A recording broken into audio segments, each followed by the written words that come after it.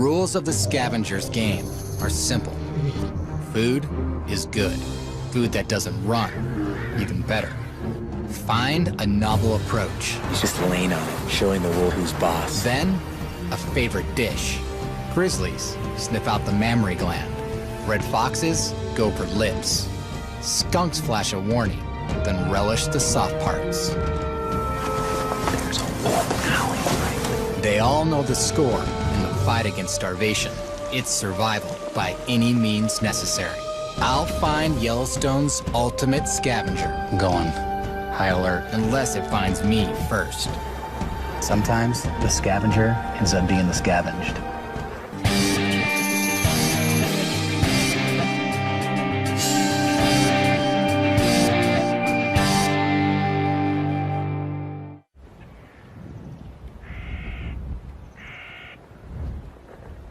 Like a lot of the animals in the area, I like to return to carcasses I've found over the years. And this one, I've had a lot of action on. Got a great situation here. The wolves killed a bison yesterday. And right now, I've got front row seats with 2 big gray wolves on it. Now I know there's grizzlies around, so I'm gonna sit back and see what happens. When the largest prize in Yellowstone goes down, word travels fast. In a flash, a golden eagle arrives. Then, one of the largest scavengers on Earth. The lineup continues to grow. Well, now there's 2 grizzlies at the carcass, and they're kind of trying to push each other off. And while they're fighting, there's a lone wolf coming in and picking up the scraps. But this isn't a fair fight. And the big grizzly, he's not even eating. He's just laying on it, showing the wolves who's boss. Size appears to win the day. But in the world of scavengers, everything isn't as it seems. And the grizzly doesn't always come out on top.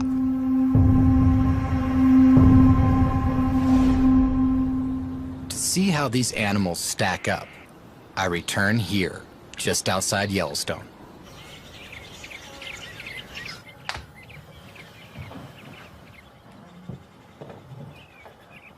Do they think the bears are still sleeping?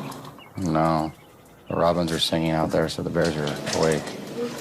There's a twist. I've brought along a second pair of eyes. My wife, actress Missy Pyle. Today, we start our search grizzly style. We will scavenge on the same food grizzlies eat. That means no breakfast.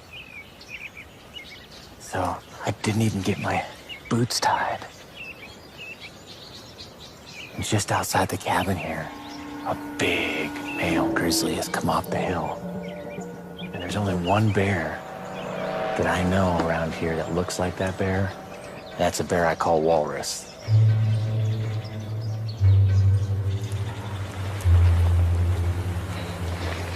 This morning started off with a good cup of coffee and a bear sighting right off the bat. So we've thrown From the window of the cabin. Yeah, so we threw our packs on quick. Now we're gonna try to catch up. One of the biggest issues is not forgetting that there are probably 50 other bears around here. So getting fixated on a bear like this can be fatal.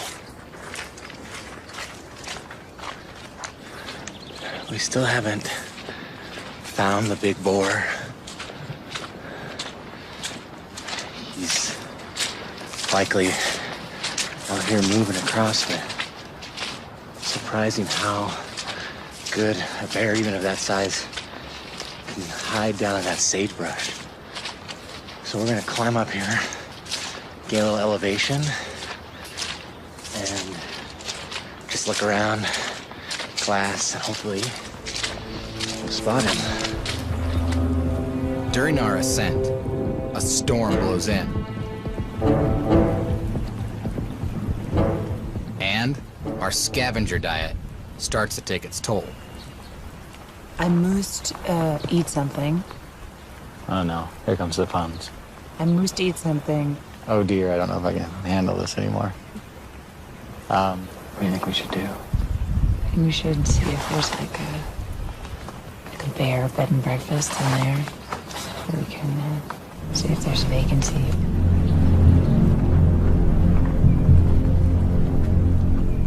Now it's our turn to experience the same forces which drive all scavengers: hunger and fatigue.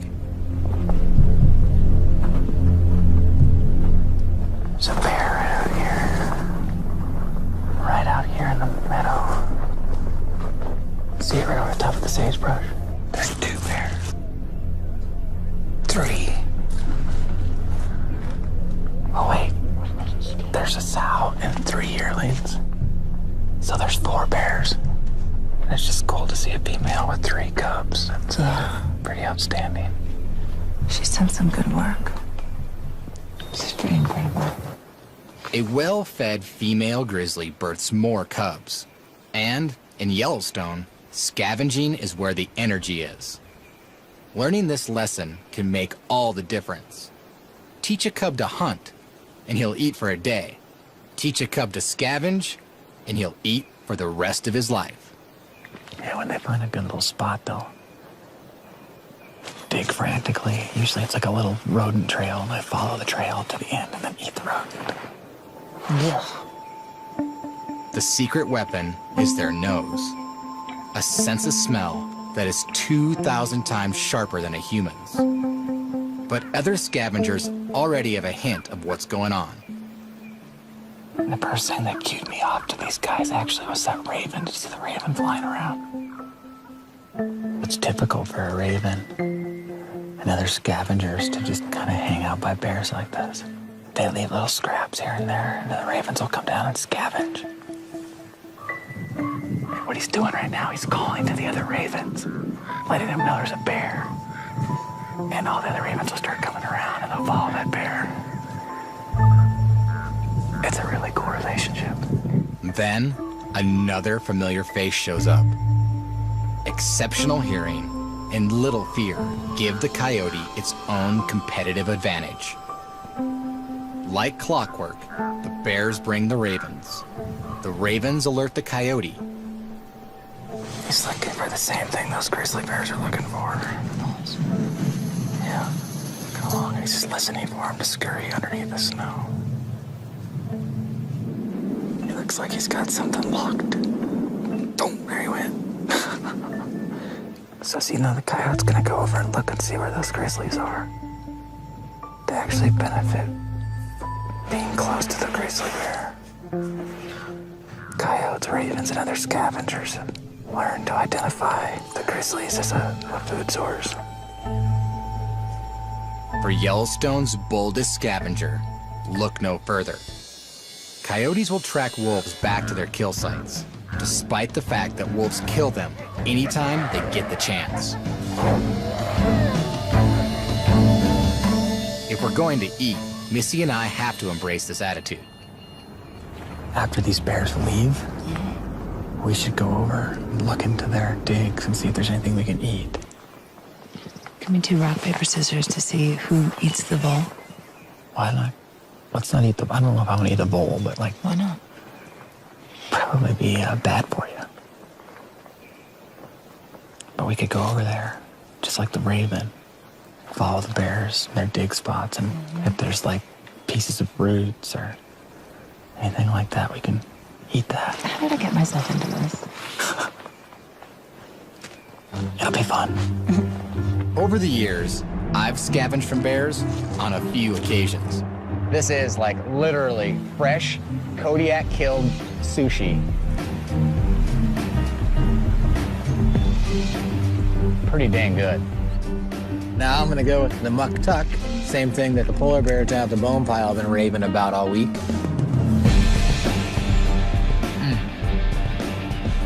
Bears have good taste.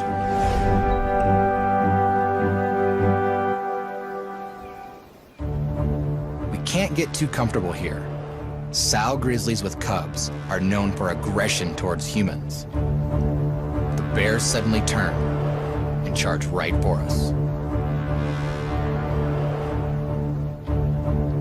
They're all getting a little worried about Mom. Running right at her. When do we have to worry? Just pay attention. We can't put our guard down. What's our plan? But the wind is whipping around, so they could be smelling us or another bear, but it's just starting to get them nervous. The bears smell a threat, but they can't pinpoint our location.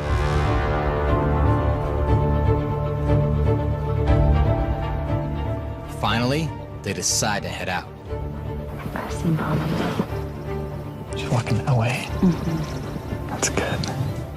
It's a tough choice, fight or flight. But these bears follow Mama, right out of harm's way. Hot on their heels, Missy and I cautiously investigate the digs. After a hard day's work, our prize seems insignificant. But no good scavenger would pass this up. You want to try one of those old bulbs? I've had them before. You should try them. All right. They're chewy. Huh? They're chewy. They don't have much flavor either. Tastes like corn.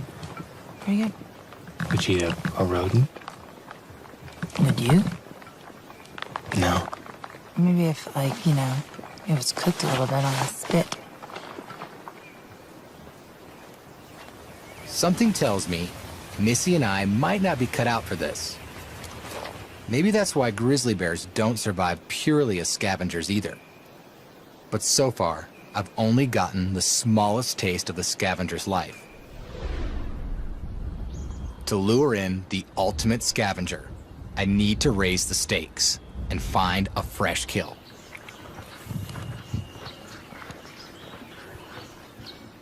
In the world of scavengers, one thing you don't want to be is the last one to the carcass. Usually whoever gets to the carcass first gets the most meat, and then it goes downhill from there. A carcass like this one is often fully consumed within the first 48 hours. Now, whether you have the smell of a grizzly bear or the eyesight of a raven, we as humans fall short when it comes to the senses. So what I have to use today when I'm looking for carcasses is my brain.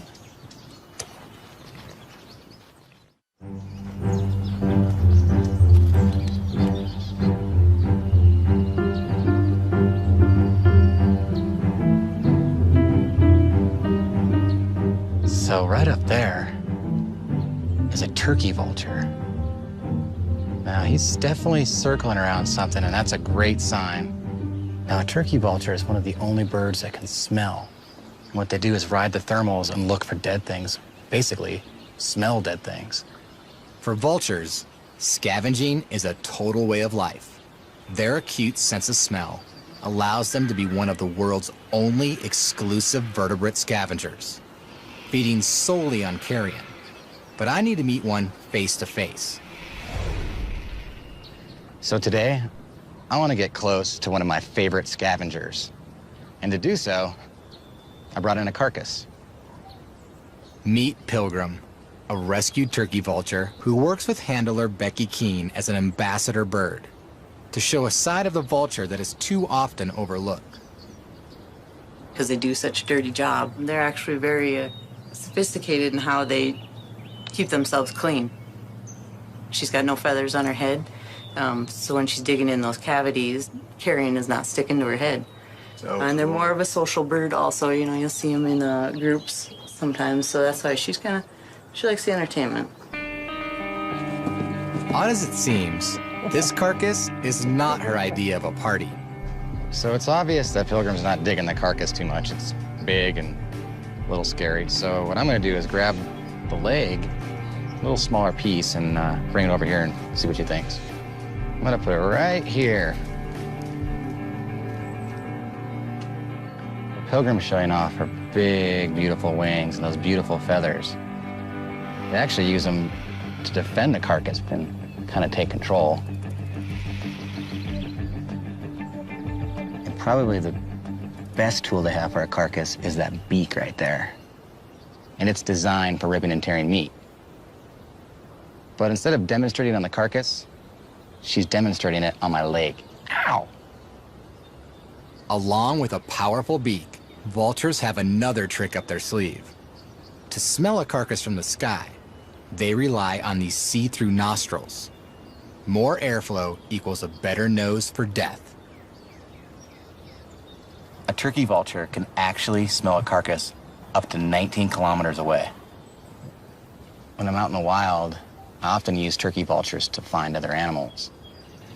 They can find a carcass way before I ever can. This bird is definitely circling right over this ravine here, down kind of in this creek bottom. So there's a good chance there'd be something dead over there.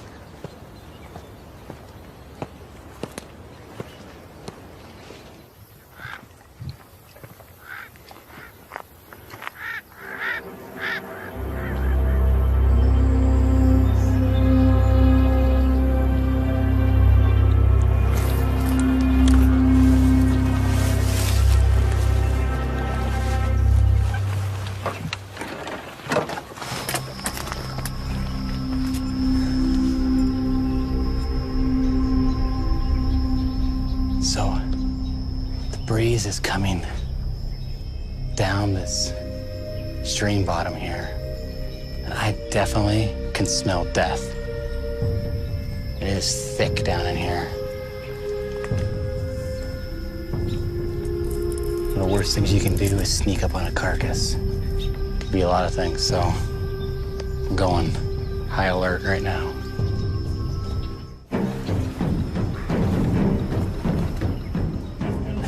Close now because I can hear flies buzzing around.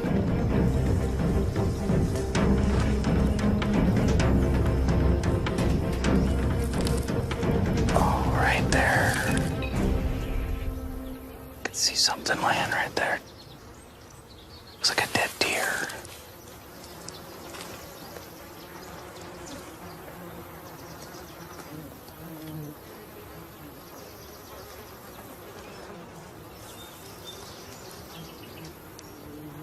Well, it's a dead mule deer. Looks like it's been chewed on a little bit. And I'll tell you what, right now, if you had smell-o-vision, you would turn the TV off because it stinks. This is a great situation. This is just what I've been looking for. Almost a full carcass, with a lot of meat left. So I'm gonna take it up a notch. I'm gonna do a full-on scavenger stakeout. Tonight, I hope to see which scavenger takes the cake. First, I've got some work to do. Well, the next step is to build a shelter I can hide, sit back, and monitor my cameras. And the best shelter I can build is the same shelter a Native American of this area would build, and that's a wickiup. Now, I'm gonna have to go in scavenger mode myself. Go around, gather all the building material that lays right here in the forest. And I think this is a perfect spot.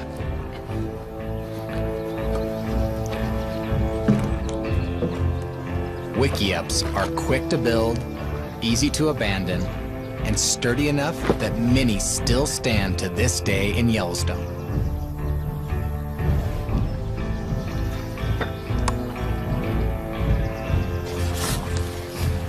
Man, this thing's looking awesome. Super camouflage, sealed up good. And I've got one last thing I gotta do before the stakeout tonight. Check this out. And that is gonna allow me to watch these infrared cameras under the cover of darkness.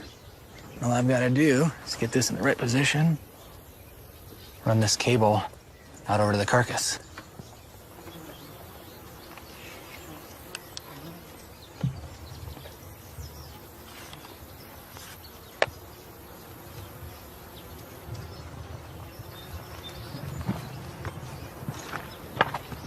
Sun's going down.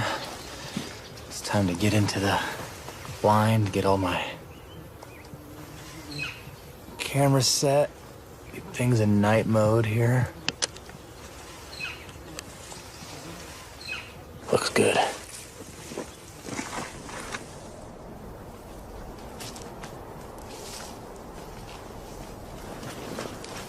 I've got my full infrared setup ready. Now I'm just gonna sneak back to my wickiup, sit tight, and watch what happens tonight.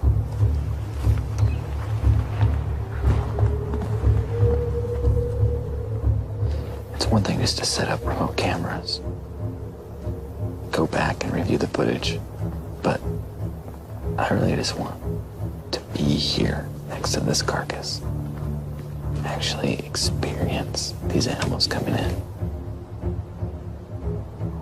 It's a long shot, but if it happens, it'll be really, really cool.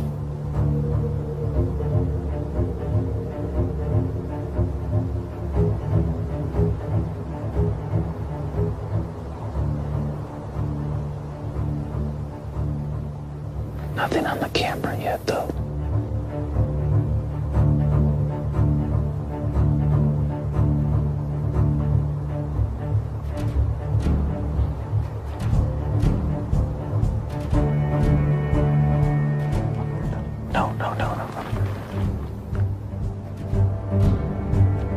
Mountain lions weren't on my list.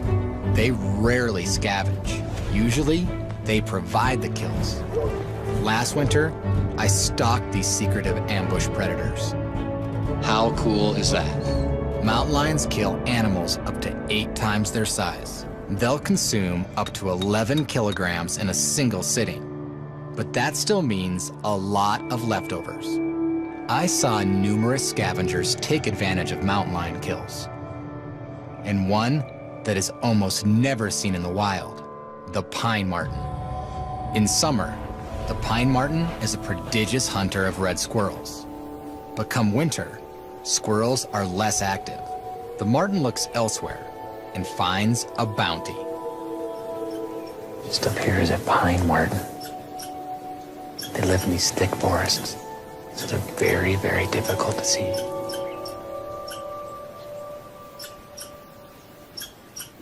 They like to eat squirrels, chipmunks, but they'll even raid birds' nests. But they're also very effective scavengers. Stealing a killer's dinner is a risky strategy. But martens have an exit plan. Filmed with a high-speed camera, the dexterity of these fleet-footed weasels comes alive. This is what keeps them from becoming a mountain lion's next meal. Man, they can just move through the trees like I've never seen. Beckett and his handler, Steve Crushel, give me a close-up view. They're double jointed. Their front feet and back feet are double jointed, Casey, so they can go up and down with no problem. Oh, there he goes. It's a unique adaptation that martens have. They can go straight down a tree head first. Yeah, he's an amazing climber. Yeah, look at that. So they can climb as fast as a squirrel.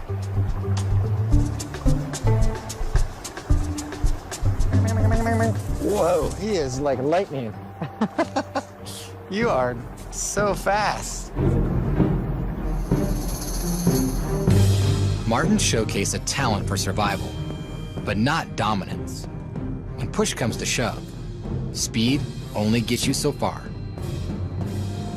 The real contest will be settled here at the deer carcass as soon as the lion leaves.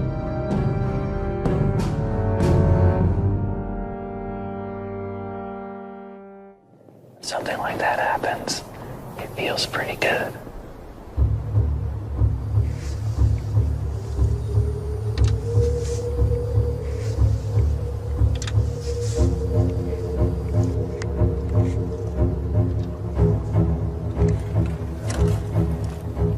I just heard something out there. I just heard.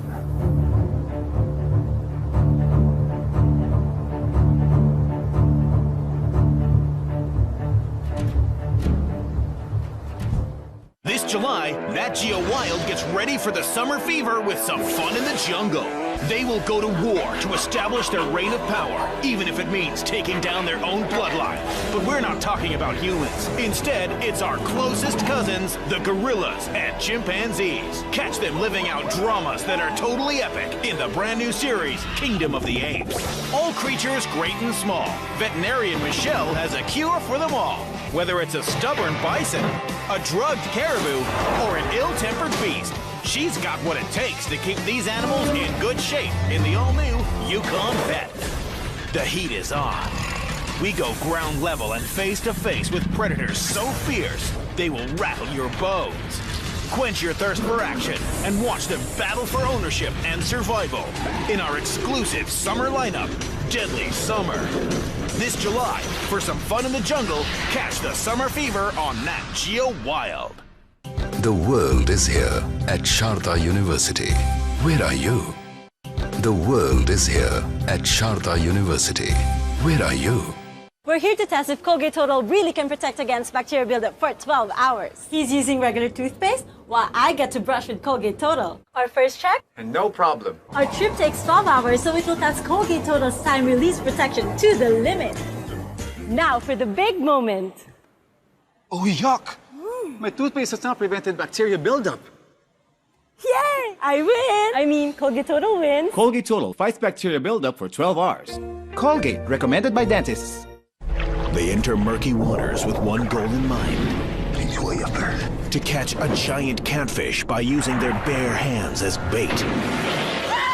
Now get ready for an unusual fishing competition, which involves no rod, no reel, but just hands, brains, and guts. Bite, kick, scratch, I don't care. And with a hefty grand prize on the line, the competition gets fierce. A new series, Mudcats, Thursday nights at 9:35 on Nat Geo Wild. Deep within the murky waters and swampy wetlands lies fatal creatures of stealth, which are capable of lethal bites, such as the kiss of death. From the black Cayman crocodile with a deadly bite to one of the most misunderstood snakes of all time, the anaconda. We try to stay out of harm's way as we take you on a fearsome ride to reveal the deadliest and their unique built-in weapons in Age of Reptiles, tomorrow night at 9:35 on Nat Geo Wild. It's a young wolf. He's coming in. Let's see. He's acting hesitant. Here's an animal that does it all. As a pack, they kill. Yellowstone's wolves kill and eat an elk every 2 to 3 days. But on their own, they're elite scavengers. The wolf's stomach stores up to 10 kilograms, enough to survive for weeks without any fresh meat.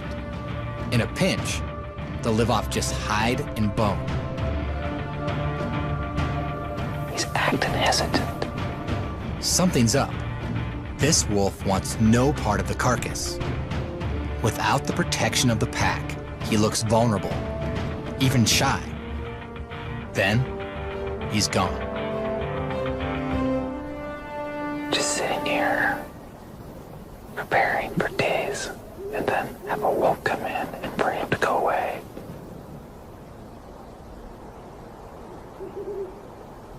It's a real bummer.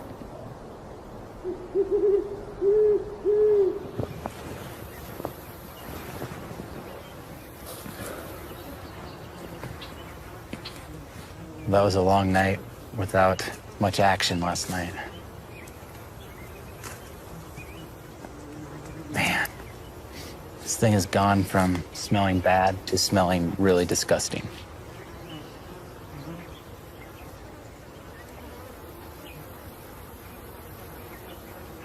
Oh man, wow.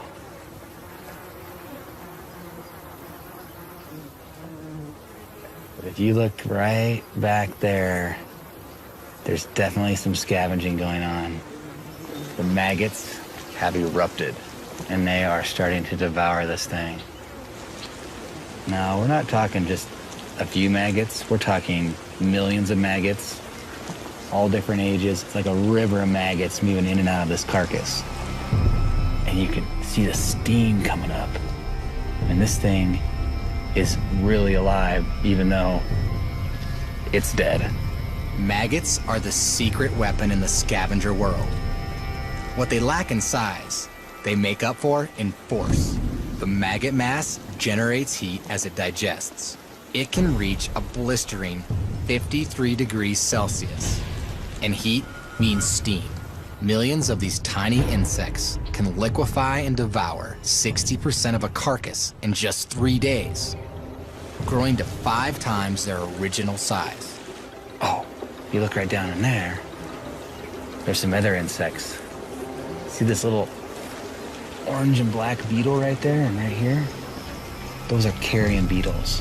They're meat-eating beetles, and they will do their part to destroy this carcass too. carcasses in Yellowstone play host to a staggering amount of insect life. Over 400 species of beetles alone. Believe it or not, there's plenty of animals that would come over here and eat this. Insects may win as their group of scavengers, the avifauna.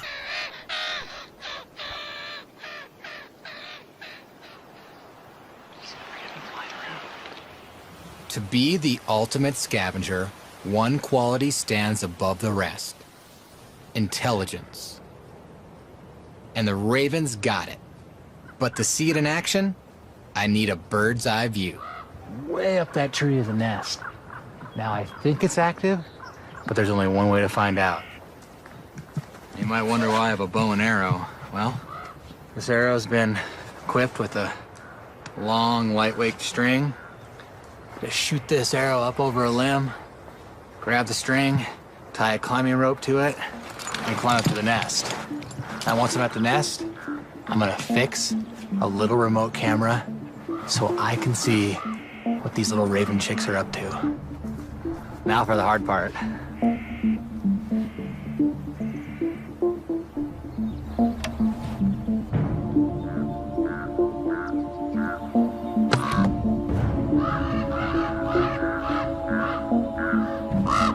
Not too bad. And you can hear Mama and Daddy Raven are not very happy. Try to do this quick to minimize impact on the nest. Get out of here.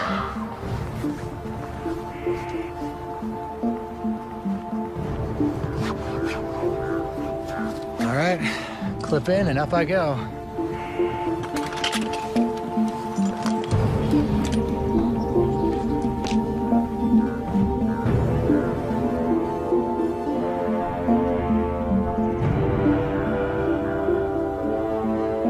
Right about now, I wish I could fly like a raven.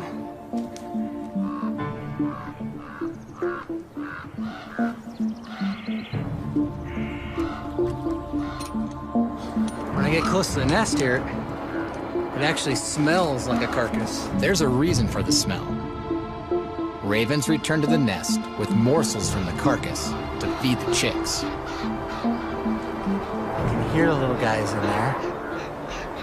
But now I'm past my anchor, so got a little climbing difficulty to add to it, so here we go.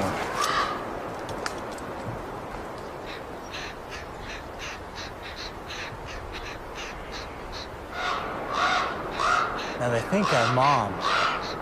They're laying down tight, keeping warm, opening their mouths to be fed. These little guys don't know any better yet. They just think I'm a funny-looking raven. It's gonna be really cool to watch these little ravens grow up. The chicks are right on time. The raven hatch coincides with peak food availability. It's one of the big reasons ravens are the most abundant avian scavenger in Yellowstone. The other reason is a peculiar intelligence that is still dimly understood. They use beaks and wings to communicate with human-like gestures. They arrive in swarms to overwhelm larger scavengers. And they connect the sound of gunshots to fallen carcasses nearby. New research suggests their intellect matches that of chimps and gorillas.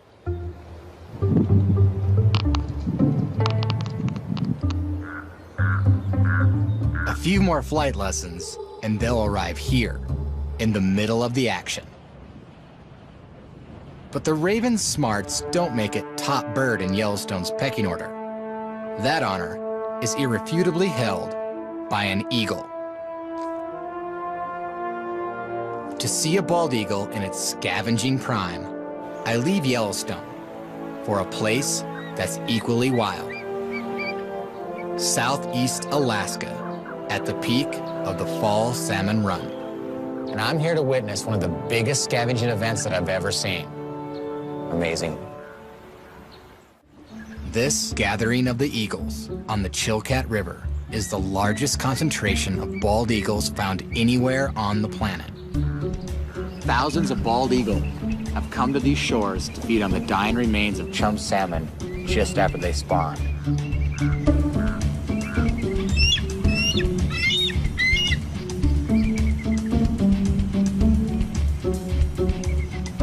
While most people think of the bald eagle as a mighty hunter, these birds have come here to scavenge on the leftovers. Salmon are a rich food source. More importantly, they die immediately after they spawn.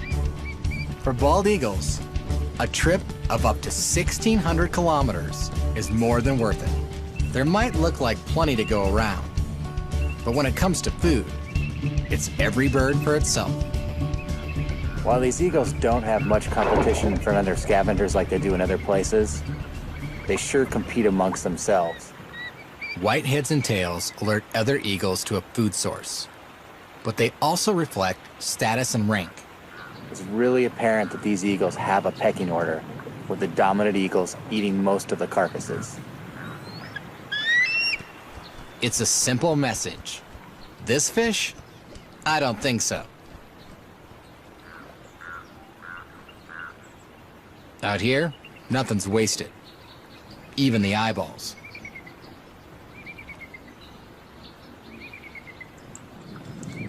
Scavengers really complete the circle of life. When these salmon swim up these rivers and die, the eagles find new life in them.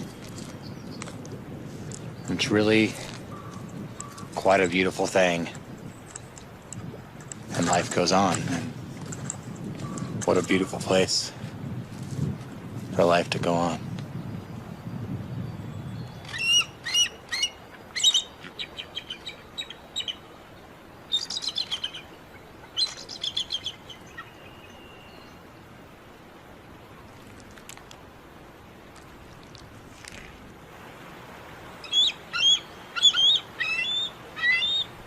But a scavenger's work is never done.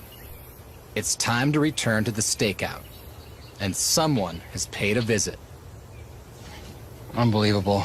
My wiki up is just right over there.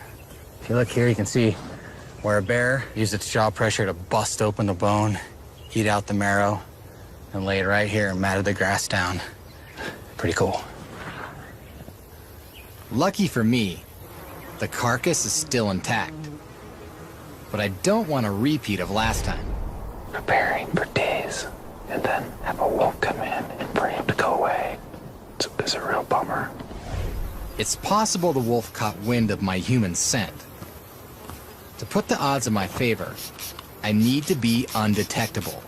I don't want animals to come back here and get scared away because they know I've been here putting cameras up, so this stuff will kill the scent.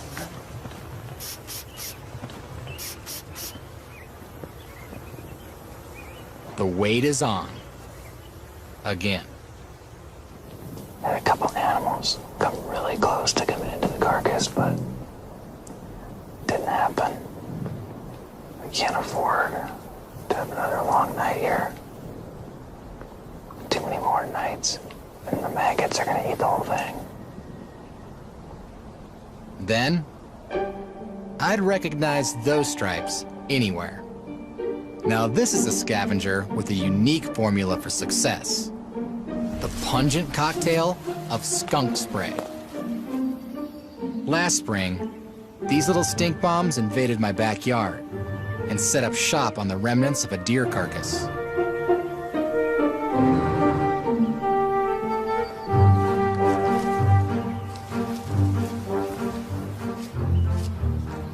But this little guy hasn't learned his best defense yet.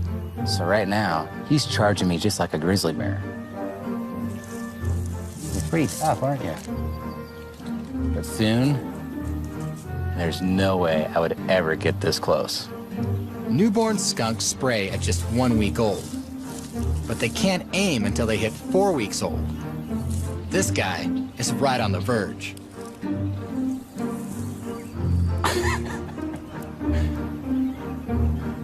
As long as that butt stays away from me, I'm okay.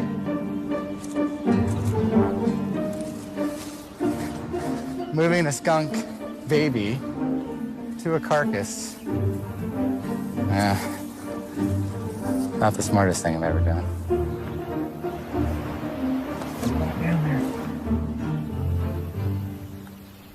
Outside the wiki-up, things get more interesting by the second. Definitely the family of skunks, but they have a friend along. Oh. And they're not getting along, so I don't think they're friends. A little more tooth and claw, and this stink bomb might explode. The raccoon may be outnumbered, but size, razor-sharp claws, and lightning-quick reflexes allow him to hold his own, at least for the moment. I'll tell you, skunks are brave.